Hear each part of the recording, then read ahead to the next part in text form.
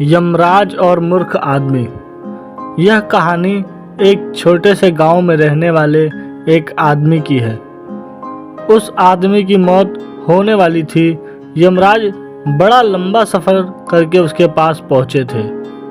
यमराज लंबे सफ़र की वजह से काफ़ी थक गए थे और सबसे पहले उस आदमी के पास पहुंचकर उन्होंने पीने के लिए पानी मांगा।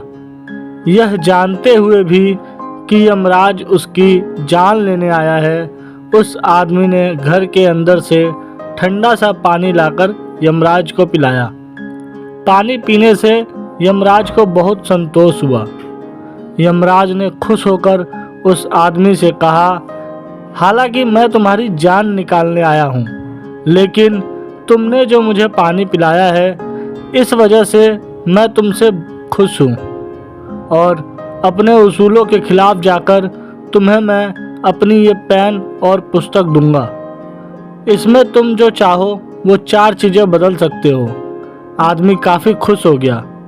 वचन के मुताबिक यमराज ने उसे पेन और पुस्तक दे दिया और 4 चीज़ें बदलने का इंतज़ार करना शुरू कर दिया। आदमी ने पुस्तक को पकड़ा और उसका पहला पन्ना खोला तो उसमें उसके दोस्त का नाम लिखा हुआ था। उसको अपने दोस्त के जीवन में क्या घटित होने वाला है यह जानने की जिज्ञासा हुई और उसने उस पन्ने को पढ़ा तो उसमें लिखा हुआ था कि उसके दोस्त को जल्द ही 3 करोड़ की लॉटरी लगने वाली है। बस ये पढ़ने की देरी थी और उसके मन में अपने दोस्त के प्रति ईर्ष्या जागृत हो गई।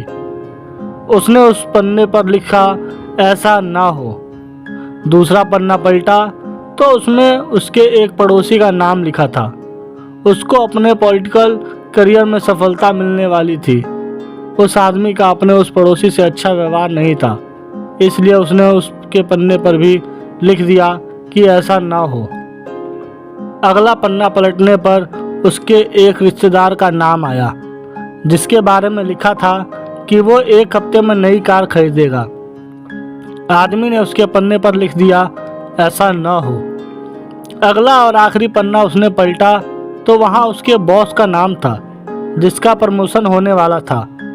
आदमी अपने बॉस से चिढ़ता था, इसलिए उसने वहाँ भी लिख दिया कि ऐसा ना हो। अब वह अगला पन्ना पलटने ही वाला था।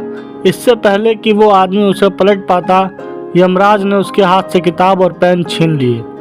यमराज ने उसे कहा कि बस तुम 4 चीज़ें बदल चुके हो। आदमी यमराज के आगे काफ़ी गिड़गिड़ाया और मिन्नतें की कि यमराज उसे एक कार्य बदलने की अनुमति दे ताकि वो अपनी मृत्यु को टाल सके, पर यमराज ने उसकी एक भी नहीं सुनी।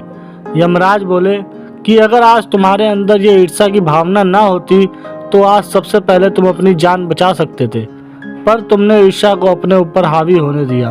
और इतना कह के यमराज ने उस आदमी के प्राण निकाले और यमलोक चले गए। दोस्तों, छोटी सी ये कहानी हमें यह सिखाती है कि अगर आप दूसरों का बुरा सोचोगे तो आपका भला नहीं हो सकता। दूसरे तरक्की करें, इस बात से हमें कभी भी ईर्ष्या नहीं करनी चाहिए। हमारी सोच होनी चाहिए सबका भला हो और साथ में हमारा भी हो। धन्यवाद। अगर कहानी अच्छी लगी हो तो कमेंट करके ज़रूर बताएं और ऐसी ही मोरल स्टोरी सुनने के लिए चैनल को सब्सक्राइब करें।